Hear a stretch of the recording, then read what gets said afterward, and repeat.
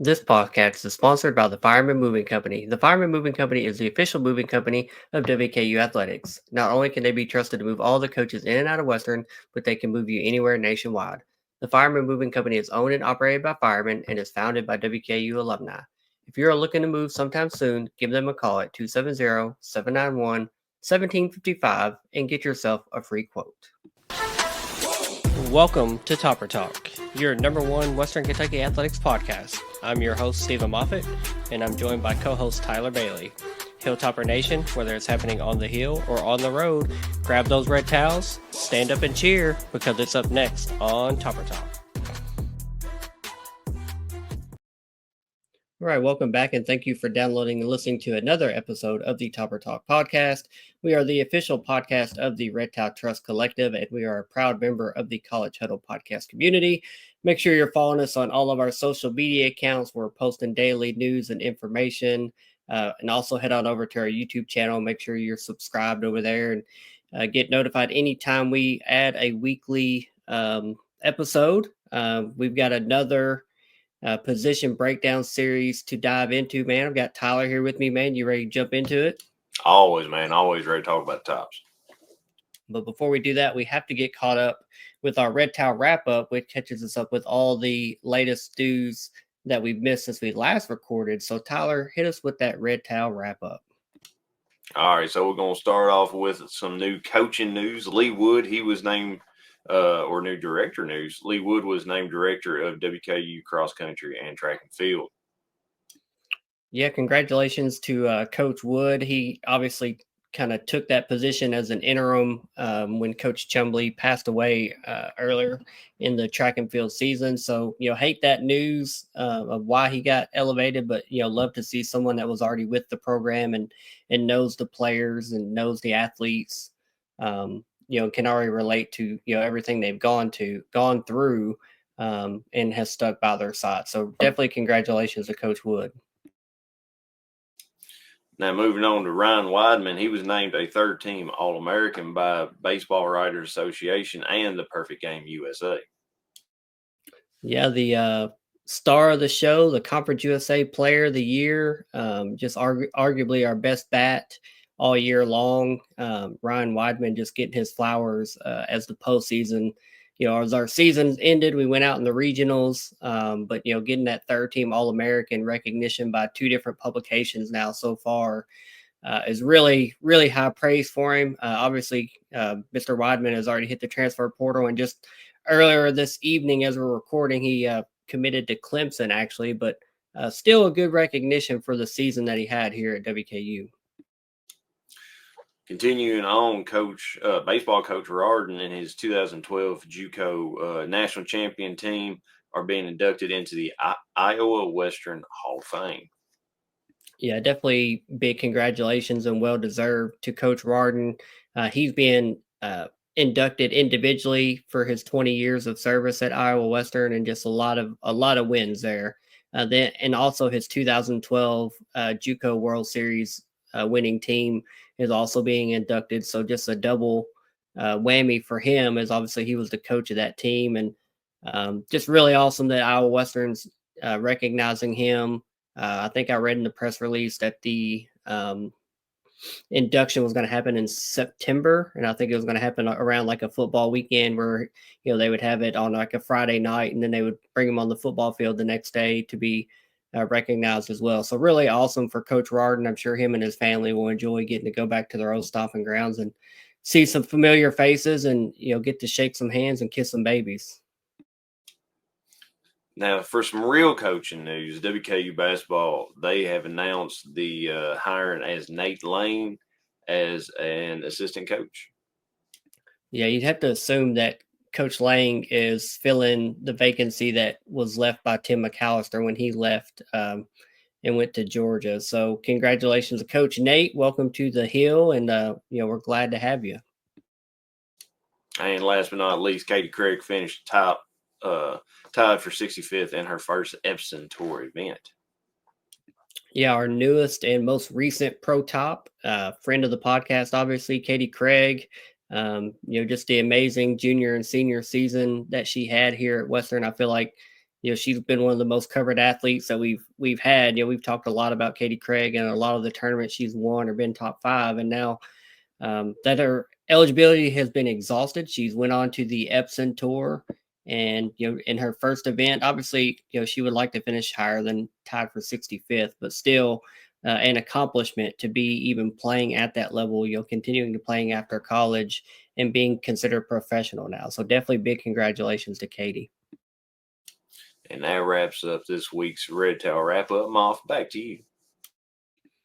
Yeah, good stuff. A lot of stuff going on. Obviously, since we last recorded, love to hear a ton of good news in there. Especially during the summertime when there's not a lot going on, but still just a lot of good news in there that we'd like to share. But now we continue with our 2025 position breakdown series, and this week we are talking about the defensive line. That will include the defensive line and the defensive ends. Now, I must share that, as always, the bulk of our information that we're using and relying on, leaning on, is coming from the Phil Steele College Football Preview magazine and also the WKU Sports online roster. So that's where we're getting the bulk of our data. Obviously, some transfer portal trackers, etc. But just trying to be as accurate as possible. That's where we kind of pull the bulk of our information from. And now this defensive line group is rated the number 12 unit overall in Conference USA by Phil Steele. And obviously, as in a 12-team league, that means he considers us as the worst potential defensive line group in the league. And while I don't agree with that ranking, that's kind of saying a lot, especially when you have a couple newcomers, some FCS call-ups coming up, and you've just had a couple other schools that are still fairly new to FBS. To say that we're the worst of the 12 schools it stings a little bit. But as I started to dive in and do some research of the roster and who all we lost, I understand the ranking. That doesn't mean I agree with it. I don't think we're going to be the worst defensive line in the league, when it comes to the end of the season and how we performed against, stopping the run or pressuring the quarterback, or, however you want to measure the defensive line success. I think we're going to be a lot better than the worst defensive line in the conference. So to start off, we have to talk about who we lost from last year's roster.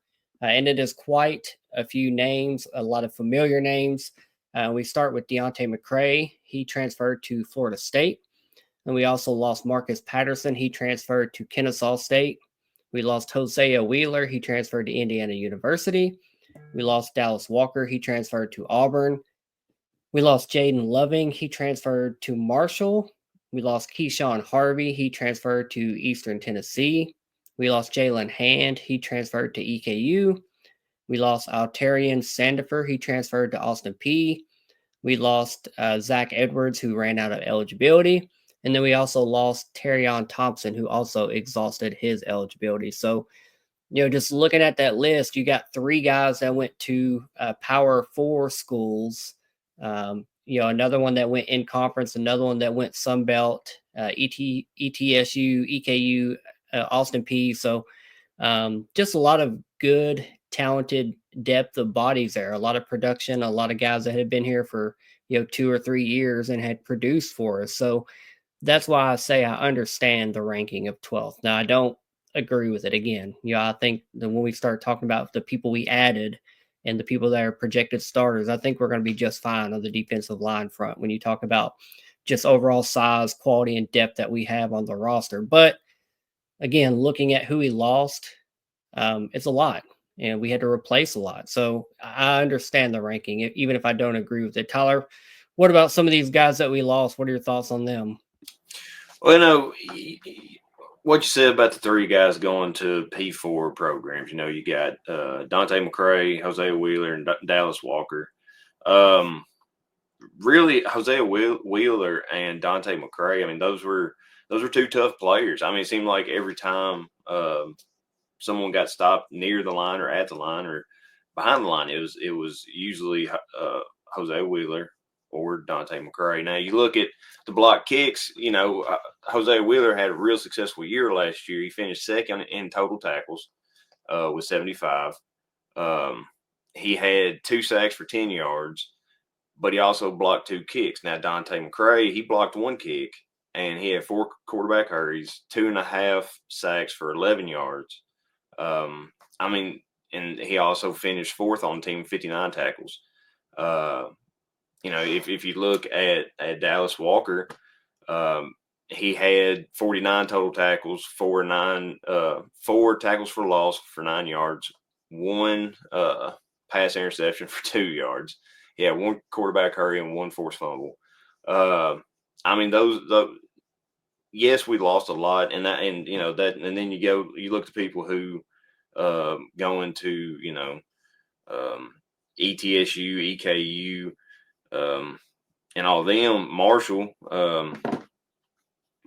I mean, they weren't real successful at the line, so hopefully they find success somewhere else.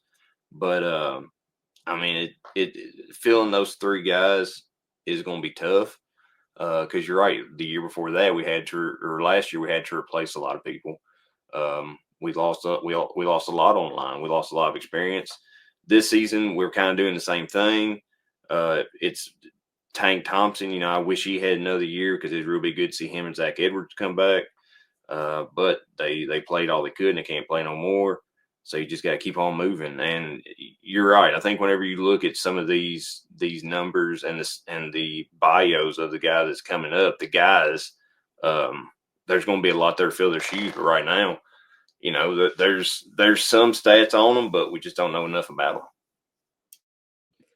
Yeah, then moving forward, talking about the guys that are returning, we have 2 returning defensive linemen, and that starts with Chukwunda Okiki. He's number 90 on the roster. He is a redshirt freshman.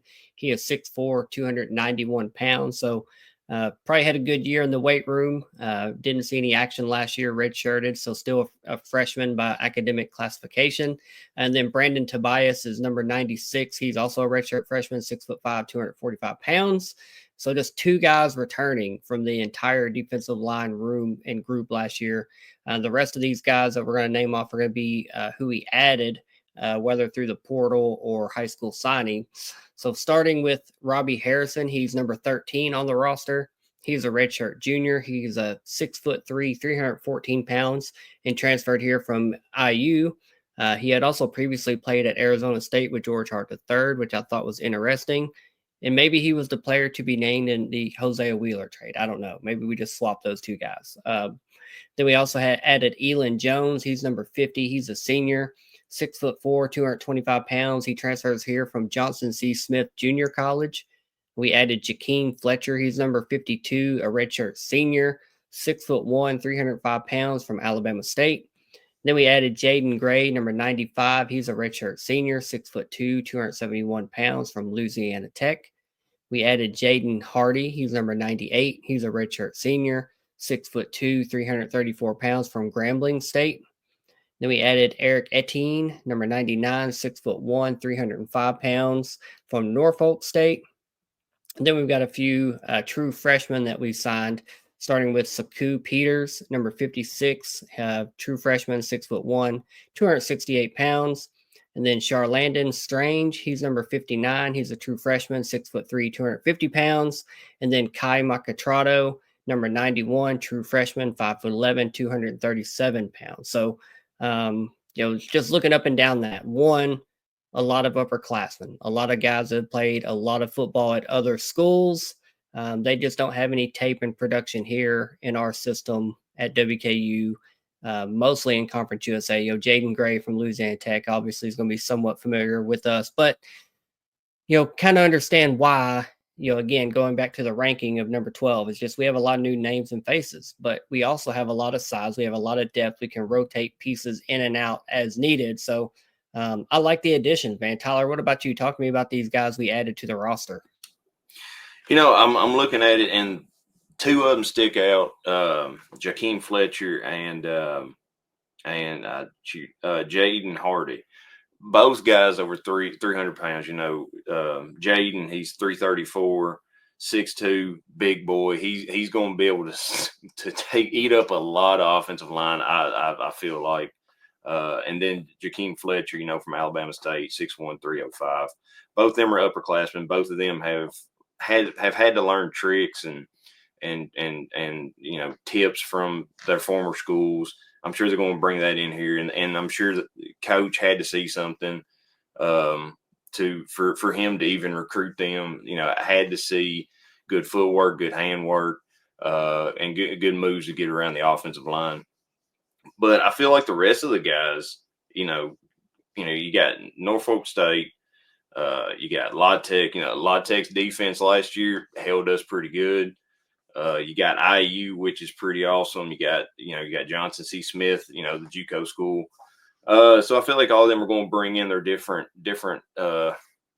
experience into here and to help this D line really buff up and really be able to hopefully stop the run and definitely get back there and stuff the other team's offense. Yeah, absolutely. And then, looking at the projected starters along the defensive line and the defensive ends, the first one is defensive end Vincent Sneed. He's number 55. He's a redshirt junior. He's 6'4", 270 pounds, and he also transferred here from Indiana University. Then at nose tackle, we have Rylan Suafilo. He's number 93. He's a senior, 6'1", 315 pounds, and transferred here from Southern Utah. Then at defensive tackle, we have Machiavelli Malatumo. He's number 0. He's a senior, 6'1", 290 pounds, and transferred here from Nevada. And then at jack, defensive end, kind of a hybrid guy. We have Harper Holloman. He's number 44. He's a sophomore. He's 6'2", 248 pounds. So, kind of adding those guys in with the returning guys and who we've added. I really think there's a lot of depth here, and looking at those starters, really have a lot of high hopes for Harper Holloman and Machiavelli as well. He's up in this. We play Nevada this year, so that can't hurt to have somebody that's familiar with Nevada, a little bit. So that should help in that sense. And then Vincent Sneed, played at IU, another big body, somebody that should help us get pressure in the backfield. Like you said, stopping the run, that was an Achilles heel of ours, especially the last half of last season. And that, whether it's stopping the run or if it's getting pressure on the passer so that, routes can't develop, et cetera, or just helping the back end get pressure. I really think our defensive line is kind of where that starts. And I think we have the pieces. I think it's a lot of unknown pieces. You could call it a puzzle that hasn't been put together yet as far as playing together. Had some spring ball. Obviously we'll have fall camp coming up in not long, but I really like the pieces we have, and in no way, shape, or form are they the number 12 unit in Conference USA, in my opinion. So Tyler, talk to me about these projected starters. You're muted. Well, dang it. So Vincent Sneed, when he was at IU, he played in 17 games. He had 3 appearances in the 2024 season. He recorded 3 tackles in his final season with the Hoosiers. But in 2023, he played in all 12 games and posted 5 tackles with 1.5 for loss and 1 forced fumble. He also played in 2 games as a true freshman in 2022 for IU. He only posted one tackle. Rylan Suafilo.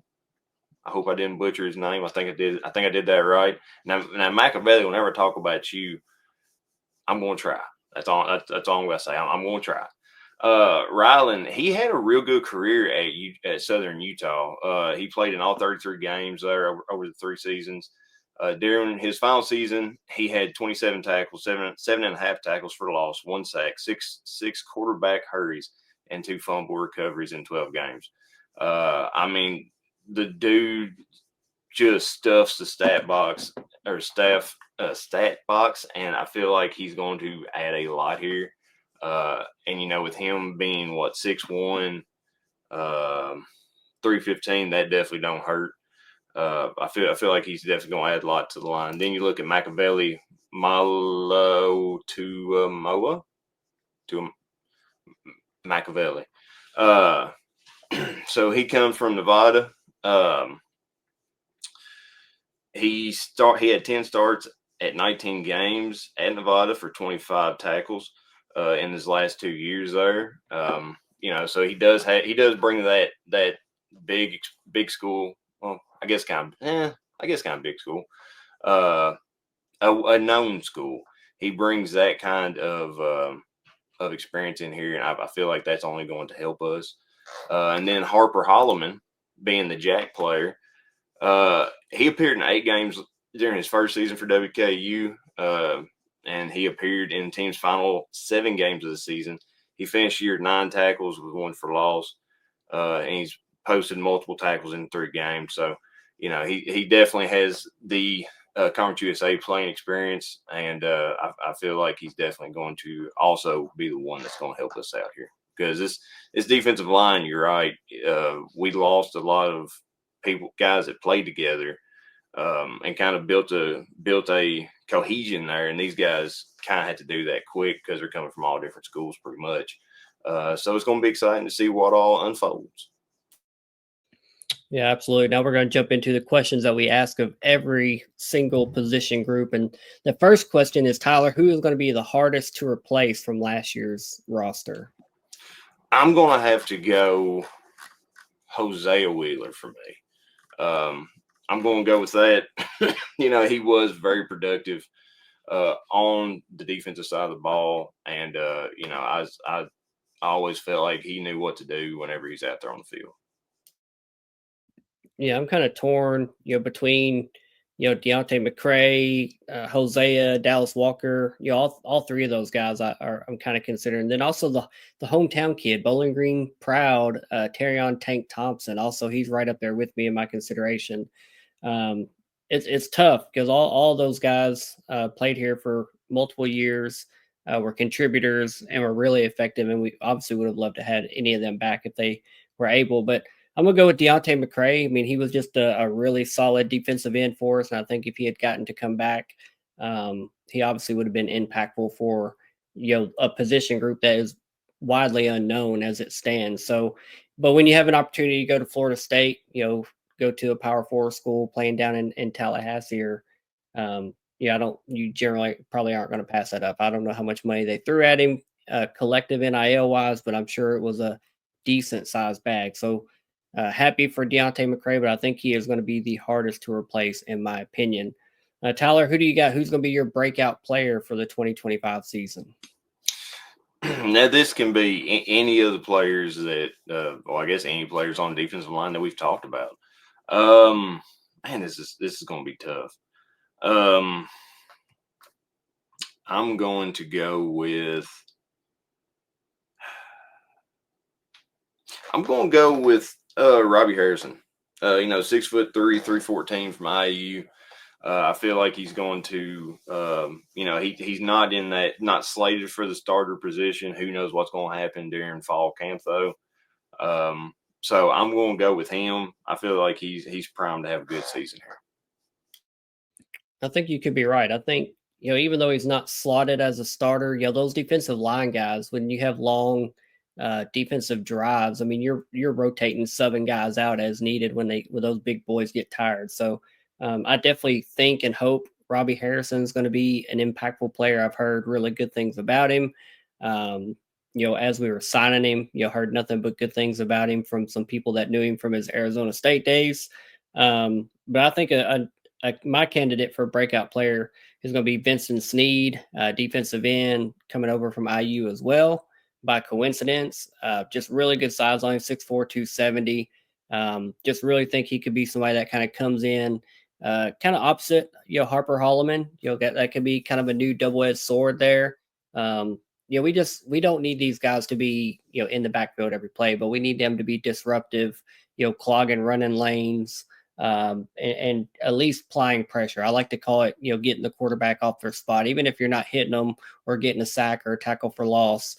If you're making them uncomfortable and have to get off their spot to make a throw, or go through the progression and you're disrupting that process, it usually helps out the back end of the defense, especially as far as closing gaps, making plays, causing turnovers, deflect, pass breakups, whatever it may be. But I think a number of these guys could be that breakout player, but I'm going to go with Vincent Sneed being my breakout player. Who have you got for your MVP of the defensive line group? I was going to go Vincent Sneed. I feel like the defensive ends have for Western has been really good here the last few years. I mean, you can go back and look at D'Angelo Malone. You can look at McCray. You can look at Wheeler, and they've all done good. And I feel like that trend's going to continue with Vincent Snead because you're right. He does have really good size on him, 6'4", 270. I feel like he can be disruptive there on the end. I'm torn between him and Harper Holloman, honestly. But I'm going to give the nod to Vincent Snead. Yeah, don't worry. I'll take Harper Holloman for you. I'll take him off your list for you because one, if I recall correctly, I think he was the spring game or the spring defensive MVP of the spring session. So yeah, I think he's going to use that experience, kind of getting more reps, more snaps, with all the defections, obviously next man up. And someone that's been around, he kind of knows a little bit of the system and expectations. Had a really good spring. Obviously you're hoping that continues over the summer and into fall camp, and is ready when the lights come on, because that's really when it counts. Spring ball, fall ball doesn't really matter.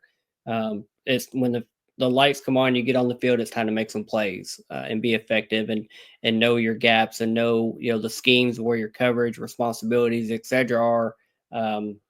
And I think he's somebody that as a younger player on a relatively older position group, for as many new faces as they are, he's kind of a young guy in the room. But I think he's somebody that could definitely be an MVP for the defensive line group. So give me Harper Holloman. And Tyler, what have you got for a bold prediction for the defensive line group? All right, so last year, our opponents rushed for 3,097 yards. That's all the games, and we only rushed for 1,524. I think we're going to. My bold prediction is we're going to knock. I'd like to see us hold teams to, at the end of the season, our opponents' rushing yards on us be about 2,000. Let's knock 1,097 yards off that. I know this just ain't all the defensive line, but they do play a big part in it. So yeah, I'm going to say let's knock 1,097 yards off that opponent's rushing total. Yeah, I think the bold prediction for the defensive line is it's hard to make. One, because a lot of the times the defensive line, they're the things that they're doing, the stats don't always show up on paper. What they're doing or what they're helping cause out there. But I'm kind of in the same mindset as you. Is I think that's something that we have to do, and if we do this, it will um, increase our ranking from the number 12 position defensive line up to closer to the middle of the pack, which is where I think we need to be.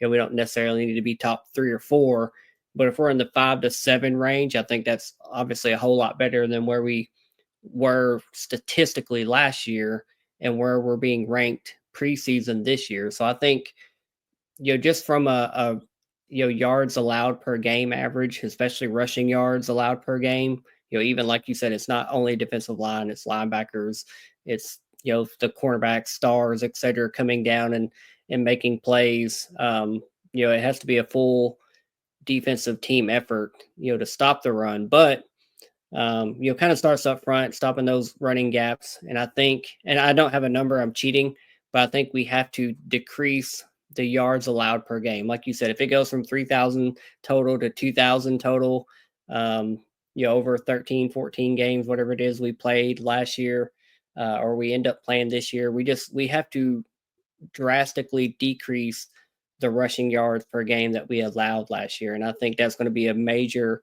emphasis of the defense this year.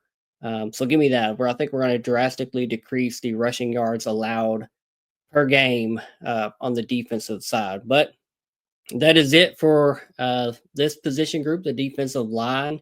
Again, a lot of new faces. That's why we lean on the Feel Steel College Football Magazine, the Bible. The digital version came out earlier this week. The hard copy should be in our hands within the next couple of days as we're recording on Wednesday, June 11th. I know this episode won't be out for another week though. So, but that is kind of who we lean on and where we're getting our information from. And I think we said this last year. Now we're not always going to agree with Mr. Steele, his rankings, etc.